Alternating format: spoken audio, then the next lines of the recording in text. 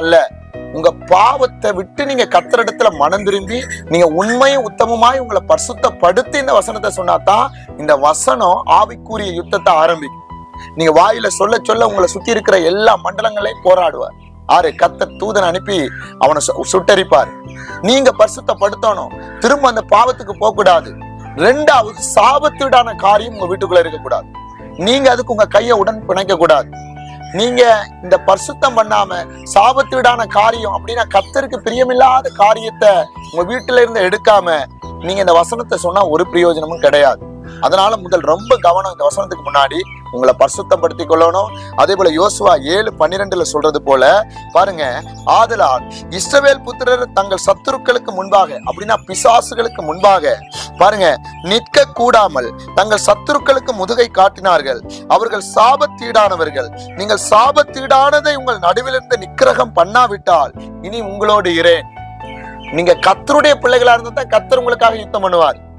நீங்க சத்துருவை திருப்பி அடிக்கணும், அந்த மரண கட்டுகள் மரண பயத்தை மேற்கொள்ளணும்னா நீங்க முதல்ல உங்களை பரிசுத்தப்படுத்தணும், உங்க வீட்டை பரிசுத்தப்படுத்தணும், உங்க உறுப்பினர்களை பரிசுத்தப்படுத்தணும்.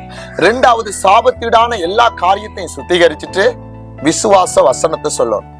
எந்த வசனங்கள் எல்லாம் நம்ம இரவு நேரத்துல இந்த மரண பயங்கள் போராட்டங்கள் வரும் பொழுது இந்த ரெண்டு காரியத்தை செஞ்சதுக்கு அப்புறம் நீங்க சொல்லணும்னா கொலைசீருக்கு எழுதின நிருபம் 1வது அதிகாரம் 13-14 படிக்குமா. இருளின் அதிகாரத்தில் நின்று, எப்படி சொல்லணும்னா இருளின் அதிகாரத்தில் நின்று நம்மை விடுதலையாக்கி தமது அன்பின் குமாரனுடைய ராஜ்யத்துக்கு உட்படுத்தினவருமாய் இருக்கிற பிதாவை ஸ்தோத்திரிக்கிறோம். குமாரனாகிய அவருக்குள்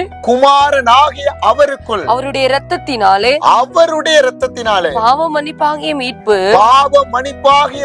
நமக்கு உண்டாயிருக்கிறது. இது முதல் வசனம். நல்ல அதிகாரத்தோட நீங்க உங்களை பரிசுத்தப்படுத்தி சாபத்தீடானதை எடுத்தா தான் இந்த வசனம் சொல்லும் பொழுது நீங்க ஒவ்வொரு வசனத்தையும் 7 தடவை சொல்லணும். எத்தனை தடவை சொல்லணும்? 7 தடவை ஒவ்வொரு வசனத்தையும் நீங்க என்ன செய்யணும்? உங்க படுக்கை அறையில சொல்லும் பொழுது நீங்க சொல்ல பாருங்க உங்க கட்டுகள் எப்படி உடைக்கப்படுதுன்னு, எப்படி அந்த போராட்டங்கள் வெளியே ஓடுதுன்னு. ரெண்டாவது, ரோமர் 5:8-9 நீங்க அவருடைய இரத்தத்தினால நீதிமான்கள் ஆக்கப்பட்டிருக்கிறீங்க, அந்த வசனத்தையும் 7 தடவை. அடுத்தது எபேசியர் 1:7 அவருடைய கிருபையின் ஐஸ்வரியத்தின்படியே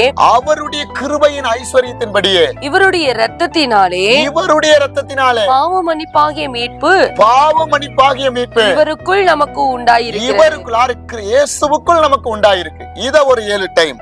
அடுத்தது எபேசியர் 2:13 முன்னே தூரமாய் இருந்த நீங்க